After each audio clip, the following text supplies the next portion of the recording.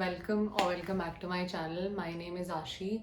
This year only I gave my CUET and board examinations, and I've been posting videos since a while now. I think 2 or 3 months. मेरी हर video पे almost CUET से related comment आता था, which I am very grateful for because you guys don't even know that even if you spend like 15 or 30 seconds writing those comments, I am reading each one of them and actually means so much to me because once you're beginning with something new, even the slightest amount of support means the world to you. So that's the thing, and I'm very grateful for all the comments.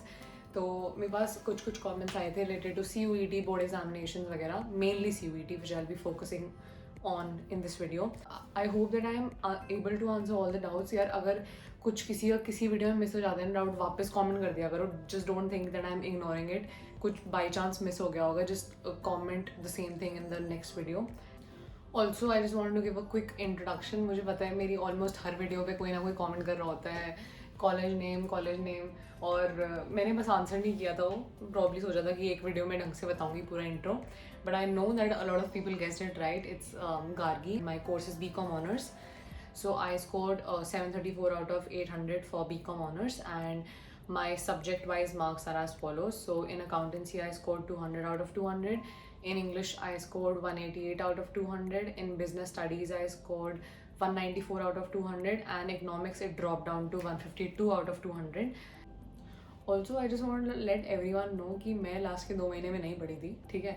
तो ये जो मेरे 734 marks भी आए, ये without, तुम समझ लो कि मेरे बोर्ड के पेपर 27 मार्च को ख़त्म हुए थे और मेरा 15 मई को आई थिंक पहला पेपर था CUET का.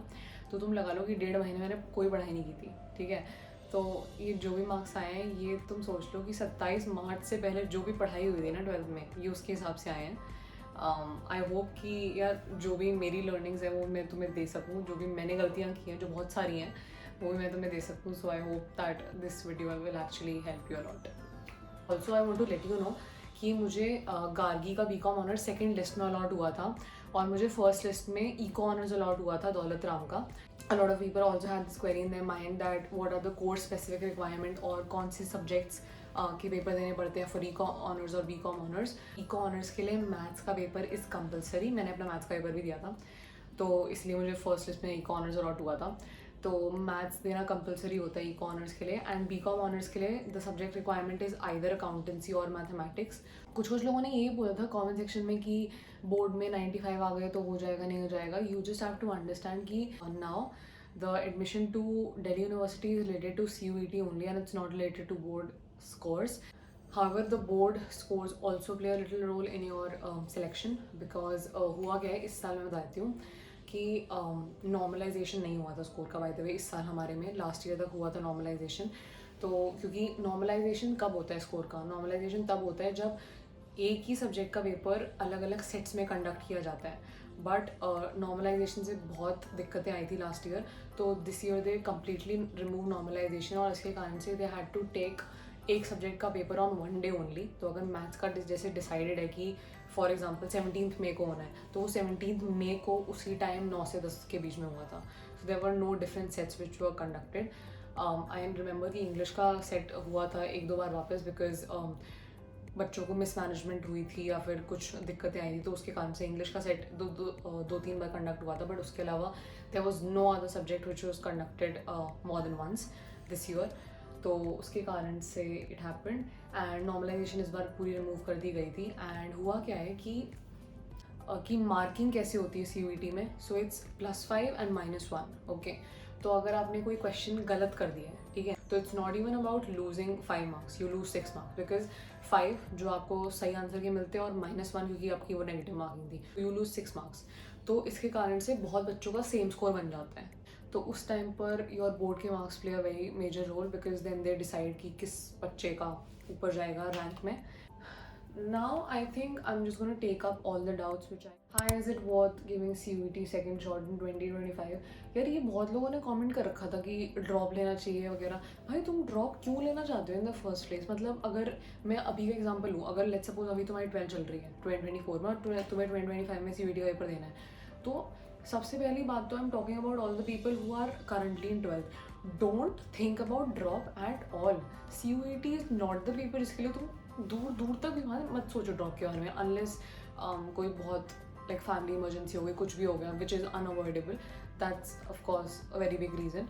बट उसके अलावा भाई पढ़ने के हिसाब से ये सब मत सोचो कि ड्रॉप लेना है वगैरह.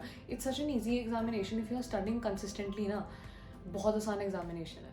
या so I read this comment. I have already taken admission in one of the colleges in Mumbai, but not finding good to the year, and now I'm still getting on my decision that why I've taken admission there and all. Also preparing to CA, so I think DU might be a good option, but I don't know why it's just bothering me that I'll be able to make it there in the next attempt or not. And all I'm just having the negative consequences. Firstly don't think about the negative consequences. यार ऐसा कुछ भी नहीं है. यार देखो बात ये है कि अगर आपको सीए करना है तो आप एनी वे अगर मुंबई के किसी अच्छे कॉलेज में हो या फिर even if it's an average college, I don't think that the college name would matter a lot. अगर आपकी सीए की डिग्री हो गई तो even in D you a lot of people जो मेरे साथ में भी हैं या फिर आई थिंक अगर टॉप 10-15 में भी हैं और अगर आप वो सीए कर लेते हो तो I think ultimately the CA की degree matters more rather than the college ka name. But are you sure that you are not liking it over there? Because initially I think पहले 1-2 महीने में थोड़ा सा लगता है, you know, you take time to adjust and all. But are you sure that you do not like that college completely? I would just say that take your own time, just see if you are able to adjust over there or not. और अगर आपका CA का पूरा मन बन चुका है या कोई भी एग्ज़ाम हो, I think by the way my father is a chartered accountant. एक टाइम पे मेरे मन में भी था कि सीए करना है नहीं करना है जो भी है, but all my father said was कि take your own time, just don't be in a hurry to make a decision. Because आप कोई भी कॉम्पिटिटिव एग्जाम के लिए तैयारी शुरू करो, it is going to take a lot of time. CA में भी 3-4-5 साल जितने भी लगते हैं, तो इट्स नॉट लाइक कि हाँ एक बार सोच लिया भाई चलो भाई पढ़ लेते हैं. तो take your time to adjust in that college. अगर आपको तब भी अच्छा नहीं लग रहा है then again one more thing, अगर आप CUET देने का सोच रहे हो देन अभी आपने वो 6-7 महीने वो सिलेबस जो 12th वाला था उससे भी ग्रिप छूट गई होगी, वो भी पता नहीं वो याद है नहीं है. तो just consider all these things कि यार मुझे वो सिलेबस वापस करना पड़ेगा. अगर मुझे सीए बनना ही है तो is it worth it to go to DU again, या फिर if I can adjust in the Mumbai college as well. तो just consider these things, talk to seniors. I think that would help a lot, क्योंकि I don't think that I am a very good person to advise you on this because I have just start college. So yeah, I think that's my response to it. दीदी currently I am in Ramlal Anand college pursuing BCom honours. मुझे doubt है कि मुझे partial drop लेना चाहिए या फिर मेरा करंट कॉलेज अच्छा है. यार एक तो पहली बात तो मुझे दीदी मत बोलो, ठीक है? ऐसी इतनी कोई बड़ी नहीं हुई, मैं फर्स्ट ईयर में हूँ. यार मेरा बस मानना ये है कि आप DU के जो भी टॉप, मतलब this again completely my personal opinion, please ask 10 other people related to this. But मुझे ऐसा लगता है कि अगर आप DU के टॉप 10-15 कॉलेज में हो जाते हो ना, तो I think good amount of opportunities are available to you in terms of societies, in terms of participation, in terms of activities. और अगर आपने सोचा हुआ है कि आपको MBA करना है, आपको CA करना है, जो भी है, just keep your head focus in that direction, be involve, be participative, keep on building your resume, keep on participating, keep on taking different experiences. I think that really helps a lot. So I do not think कि ऐसे दिल पे लेके बैठना चाहिए कि मेरा ये कॉलेज है तो मेरे पास अपॉर्चुनिटीज़ नहीं है. मुझे आपके कॉलेज के बारे में ज़्यादा पता नहीं है, तो I think you would be in a better position to answer this question, that if there are ample amount of opportunities available to you, because आपको पता है आपके कॉलेज के बारे में कि कितनी opportunities available है नहीं है. Just talk to people of other colleges कि भाई तुम्हारे कॉलेज में क्या चल रहा है. Then maybe you can compare कि मेरे कॉलेज में ये होता है, उस कॉलेज में ये है. तो थोड़ा सा यार इंसान को पता चल जाता है कि कितना ज़्यादा डिफरेंस है और मैं कैसे अपनी अपॉर्चुनिटीज़ को एक्सप्लोर कर सकती हूँ. So I think try to do that before you take any decision कि मुझे ड्रॉप लेना है या फिर मुझे जो करना है. Hi, I'm in class 11 and I took commerce without maths, but some of my classmates are saying that कि एक तो ये classmates की बात मत सुना करो भाई, are saying कि applied maths लेनी चाहिए थी, नहीं तो SRCC LSR जैसे कॉलेज मिलना मुश्किल है. भाई तुम क्यों सुनते हो भाई? तुम्हारे क्लासमेट सेम एज के हैं भाई. मुझे इसके बारे में कुछ भी नहीं पता बिकॉज मेरी पूरी फैमिली साइंस या आर्ट्स बैकग्राउंड से है, relatable. Now I am totally confuse what should I do. October आ गया है, 5 months बचे हैं 11th एंड होने में और मेरे हाफ ईयरली भी हो गए हैं. Please the help me, I don't have any idea. जैसे मैंने ये इससे पहले भी आई थिंक आंसर कर दिया था कि कोर्स स्पेसिफिक रिक्वायरमेंट्स को रेफर करो यार. अगर आपको इको ऑनर्स करना है तो जैसे मैंने बताया था कि मैथ्स कंपलसरी है, तो उसके लिए आपको मैथ्स का पेपर एनीवे देना पड़ेगा. But if you are thinking to go for BCom honours then you need to just focus on accountancy because for BCom honours the requirement is either accountancy और mathematics. तो you can just simply give accountancy का paper. So इतना tense होने की ज़रूरत नहीं है. I do understand कि पूरी फैमिली जब साइंस बैकग्राउंड से होती है तो it gets a little confusing. और प्लीज़ क्लासमेट्स की बात सुनना बंद कर दो. Just talk to some senior if you have, if you can. Otherwise you can just shoot your comments in my comment section. मैं आंसर कर दूंगी यार, मैं इतनी बुरी नहीं हूँ. तो हाँ यार, डिसाइड कर लो कि कौन सा कोर्स करना है, ठीक है. अगर और ऐसा स्ट्रेस लेने की ज़रूरत नहीं है कि अब 11th ख़त्म होने वाली है 5 months में. आई गेट इट कि थोड़ा सा हो जाता है स्ट्रेस, बट जस्ट डिसाइड कि आपको कोर्स कौन सा करना है. अगर बीकॉम ऑनर्स करना है तो भाई ठीक है, अकाउंट्स पे ध्यान दो अपना पूरा. पर हाँ, अगर इको ऑनर्स करना है, आपको अपने पूरा मन बना लिया है, तो मैथ्स का पेपर तो देना पड़ेगा. Yes, could you please share how you prepared for your CUET, and also what is the level of question in CUET exam and how different is it from CBSE board exam in terms of level of the question? Also, do let us know the best way to prepare for CUET. ठीक है. तो यार if I have to answer, देखो board में subjective और objective दोनों होते हैं. ऑब्जेक्टिव भी अच्छे खासे 17-18 क्वेश्चन आते हैं, if I am not wrong. तो CUET क्वेश्चंस का लेवल ऐसा कोई बहुत मुश्किल नहीं है, बहुत तोप का नहीं है. आसान होता है लेवल. अगर आप अपनी NCERT अपने दिमाग में छाप लो तो जनरली बहुत आसान है. Don't be tensed, just stay consistent with your board prep.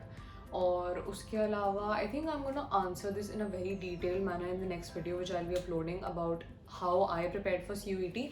But level of questions I really won't say that it's difficult. हाँ, थोड़ा मैथ्स का पेपर हाँ अच्छे लेवल का आता है, बट उसके अलावा तो यार अकाउंटेंसी, इको भी, business studies, English, it was actually very easy. तो just prepare well for your board examination. Keep on reading the NCERT as much as you can. थोड़ी ऐसे लाइन्स छप जानी चाहिए तुम्हारे दिमाग में. तो I think that's the way to go. Hi, could you please make a detailed video about CUET, how you prepared for it, and did you take any coaching? Also, I'm from ISC board, so do I need to study from NCERT also? I think I answered this. Yes, you need to study from NCERT क्योंकि NCERT से ही mostly questions आते हैं. मैंने भी गलती की थी कि मैंने एक गाइड रेफर कर ली थी और मैंने NCERT पढ़ी नहीं थी.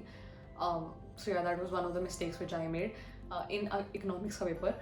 और did you take any coaching? No, I did not take any coaching. मैंने सैम्पल बुक्स खरीद ली थी और उससे मेरा काम बढ़िया बन गया था. बढ़िया तो गया, 734 आए थे.